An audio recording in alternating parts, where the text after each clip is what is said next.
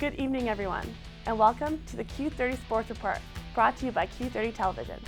I'm Emma Greco, here to recap another exciting week in Quinnipiac sports. Starting off our recap is men's lacrosse. The team looked to get to their winning ways after losing to Canisius at home last week. First up was a home game against Fairfield on Tuesday. The Bobcats would fall to the Stags 15-10.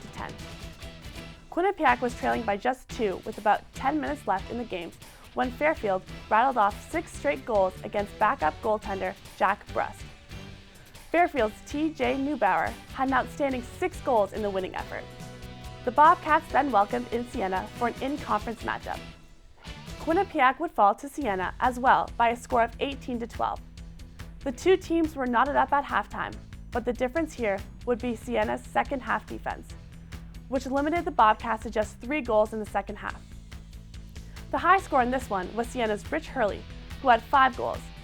Siena remains a perfect 5-0 in conference, while the Bobcats' conference record falls to 3-3, leaving them in 4th place in the MAAC. Following their double overtime loss to Marist last week, the women's lacrosse team hit up the road for a matchup with Fairfield Stags. The Bobcats trailed by just 2 at halftime, but Fairfield would outscore Quinnipiac by 9 in the second half, leading to the 18-7 victory.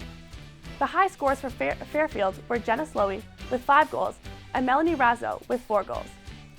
Kira Akwat continued to lead the Bobcats scoring with 3 goals despite the loss. Quinnipiac then went to Siena to take on the Saints.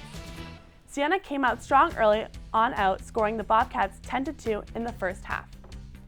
The Bobcats would try to mount a comeback with 9 second half goals, but they would come up short, falling to Siena 15-11. Siena had 4 different players score 3 goals, while it was Kira Akwat once again leading the Bobcats with 3 goals.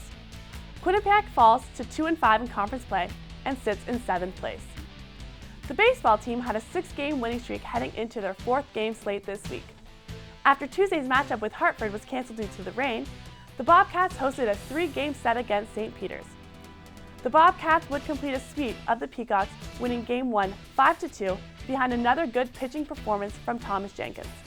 A 6-strikeout performance from Justin Thomas pushed them to the 9-2 victory in Game 2.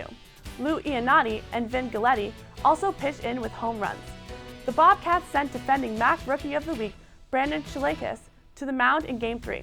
Shalakis threw 6 1/3 strong innings before being relieved by Matt Osija. Pitcher Gary Binkowitz came in to close it out, recording his 7th save of the season, breaking his own single-season save record. The Bobcats extend their win streak to 9. This is the 3rd longest active winning streak in Division I baseball this season. Opposite of the baseball team, the softball team was riding a 5-game losing streak heading into this week. They hosted a doubleheader on Wednesday against Stony Brook. The Bobcats were swept by the America East leading Seawolves, losing by scores of 8-3 and 4-2. The Bobcats looked to end their losing streak in a doubleheader against Monmouth on Sunday. After losing Game 1 14-4 in just 5 innings, the Bobcats would finally get back into the win column, defeating the Hawks 6-5 in Game 2. Nikki Barba powered the team to the win, going 3 for 4 with a home run. But the hero of the game was Paige Gianta, whose walk-off double capped a 4-run comeback in the final inning. The Bobcats are now 5-9 in MAAC play, sitting in 9th place in the MAAC standings. Both tennis teams wrapped up their regular seasons this week. The men's team finished with a 6-1 loss to Monmouth. The loss leaves the Bobcats 1 spot out of the postseason. The team finishes in 5th place in the conference with a 3-4 record in MAAC play. The women's team, on the other hand, defeated Monmouth 7-0, clinching a share of the 2014 MAAC regular season championship. The team remains a perfect 7-0 in MAAC play, heading into their final regular season matchup on Tuesday against Manhattan at the USTA National Tennis Center in Flushing, New York. That's going to do it for this week's Q30 Sports Report.